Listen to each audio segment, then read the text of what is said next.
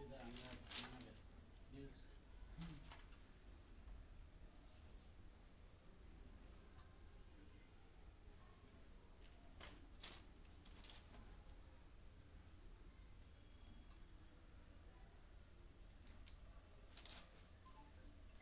ಮಾಡ್ಬೇಕಾ ಏನು ಎಲ್ಲಿ ಮನೆ ಹಲೋ ಎಲ್ಲಣ್ಣ ಹೆಬ್ಬಾಳಣ್ಣ ಹೆಬ್ಬಾಳ ಅಂದರೆ ಬೆಳಿಗ್ಗೆ ಅಣ್ಣ ಈಗ ಅಲ್ಲಿಂದನೇ ಬಂದೆ ಕೆಲಸ ಮುಗಿಸ್ಕೊಂಡು ಈಗ ಮುಗಿಸ್ಕೊಂಡು ಮಾಗಡಿ ರೋಡಿಗೆ ಬಂದಿದ್ದೀನಿ ಬೆಳಿಗ್ಗೆ ಹಾಂ ಸರಿ ಅಣ್ಣ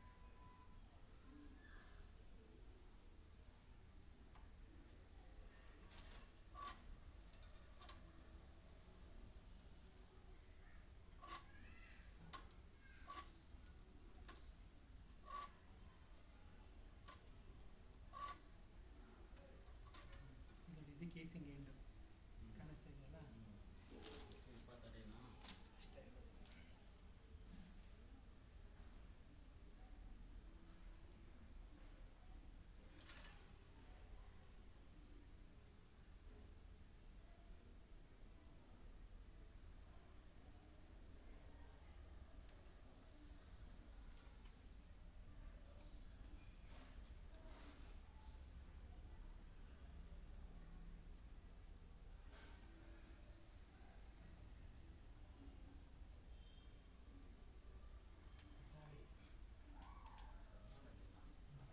ಅವ್ನು 20 ಅಡಿ ಅಂದ 5 ಮೀಟ್ರ್ ಐತೆ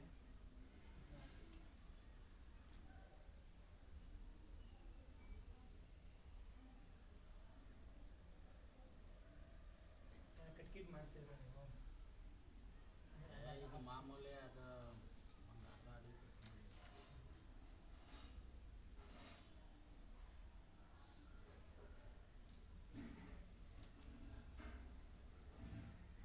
ಅದಾದ್ಮೇಲೆ ಡಿಕ್ಕಲ್ ತಂದೆ ಐತೆ ಫುಲ್ ಕಲ್ಲೇ ಅಲ್ವಾ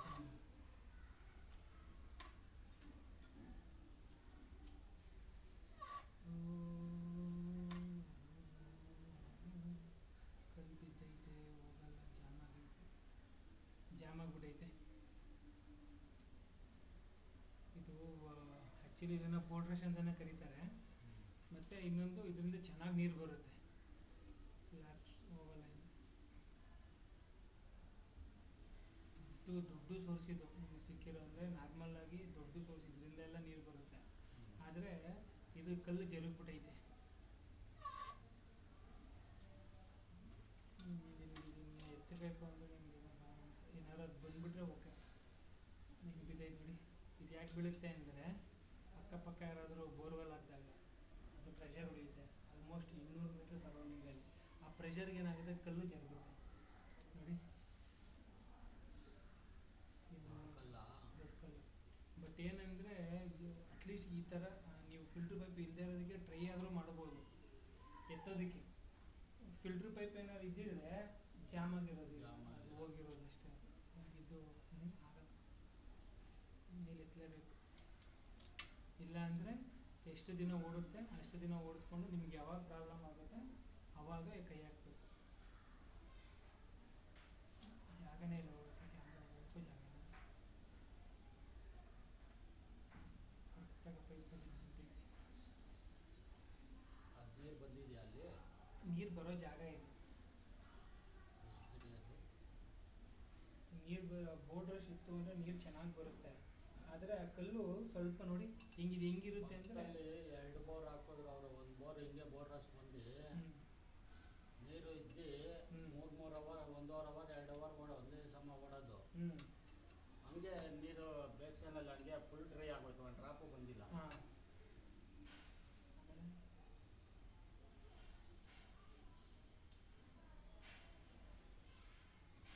ಆಮೇಲೆ ತಿರ್ಗಾ ಬೇರೆ ಹಾಕೋದು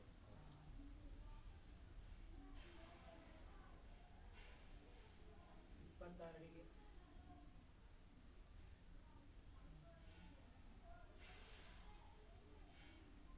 ಬೋರ್ಡ್ ರಶ್ 26 ಅಡಿಗೆ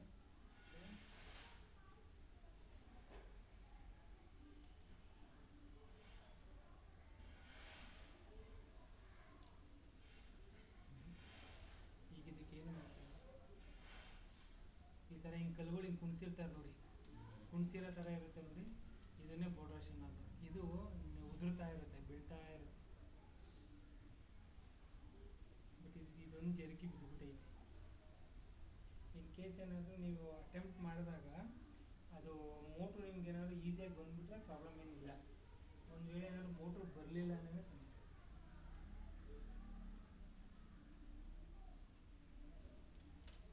ನೀರು ಬೀಳ್ತಾ ಇದೆ? ಇಲ್ಲ, ಈಗ ಬೀಳ್ತಾ ಇಲ್ಲ, ನೀರು ಬರ್ತಾ ಇಲ್ಲ. ಇವಾಗ